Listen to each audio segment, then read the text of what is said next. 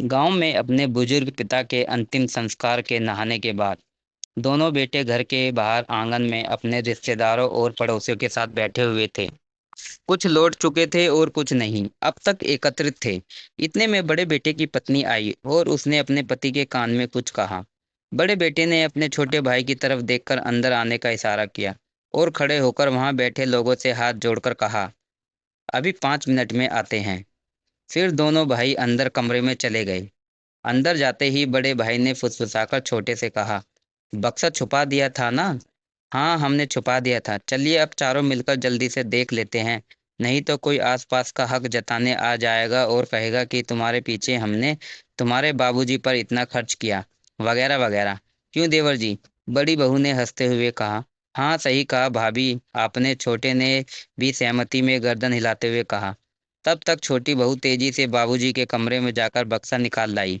मैं दरवाजा बंद कर देती हूँ, बड़ी बहू तेजी दिखाते हुए बोली। दोनों भाई तुरंत तेजी से नीचे झुके और छोटी बहू द्वारा लाए गए बक्से को खोलने लगे। अरे पहले चाबी तो पकड़ो, वो ऐसे थोड़े ना खुलेगा, मैंने आते ही ताला लगाकर चाबी छुपा ली थी। बड़ी बहू ने अपने पल्लू में एक छोर पर बंधी हुई चाबी निकाली और अपने पति को पकड़ा दी। बड़े भाई ने जैसे ही बक्सा खोला तो वहां मौजूद चारों ने बक्से में झांकते हुए उसमें छुपी हुई दौलत गहने देखने की उत्सुकता दिखाई।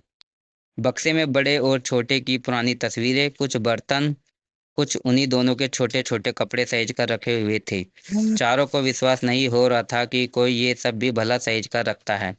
उन्हें उम्मीद थी बाबूजी यहाँ गांव में उनकी स्वर्गीय माँ के गहने रुपए इत्यादि संभाल कर रखे हुए हैं, लेकिन यहाँ तो चारों के चेहरे निराशा से भरे हुए थे। कि तभी बड़े भाई ने कहा, मुझे तो पूरा विश्वास था कि बाबूजी ने कभी अपने दवाओं तक के रुपए नहीं लिए, तो उनकी बचत के रुपए और माँ के गहने इसी बक्से में रखे होंगे। लेकिन इसमें तो तभी छोटे भाई की नज़र बक्से के कोने में कपड़ों के बीच में एक कपड़े की थैली पर गई। उसने तुरंत आगे बढ़कर उस थैली को बाहर निकाला। ये देखकर सबकी नज़रों में अचानक चमक आ गई। सभी ने लालची नज़रों से उस थैली को टटोला। उसमें कुछ रुपए थे और साथ में एक कागज जिस पर कुछ लिखा हुआ था। छोटे भाई ने रुपए गिने तो लगभग 20,000 रुपए थे, बस और कुछ नहीं।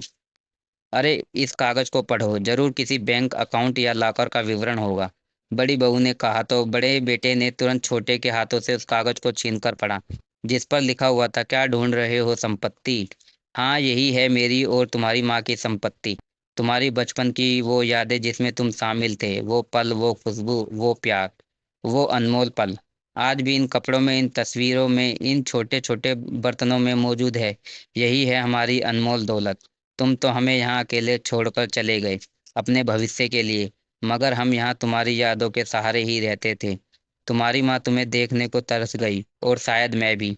अब तक तुमसे कोई पैसा नहीं लिया, अपनी पेंशन से ही सारा घर चलाया, मगर तुम लोगों को हमेशा इस बक्से में अनमोल दौलत है जानबूझकर सुनाता रहा। मगर बच्चों, ध्यान देना, अपने बच्चों को कभी अपनों से दूर मत करना, वरना जैसे तुमने अपने भविष्य का हवाला देकर खुद को हमसे दूर किया, वैसे ही बच्चों, दुनिया का सबसे बड़ा दुख जानते हो क्या है? होता है अपनों के होते हुए भी किसी अपने का पास नहीं होना। जीवन में उस समय कोई दौलत, गहने, संपत्ति काम नहीं आते। बच्चों, मैं मरने के बाद भी तुम पे बोझ नहीं बनना चाहता, इसलिए ये पैसे मेरे अंतिम संस्कार का खर्च है। पूरा कागज पढ़ते ही बड़े बेटे के साथ साथ छोटा बेटा भी फूट फूट कर रो पड़ा। हेलो फ्रेंड्स, मेरे चैनल को लाइक करें, कमेंट करें और सब्सक्राइब करें और ज़्यादा से ज़्यादा शेयर करें।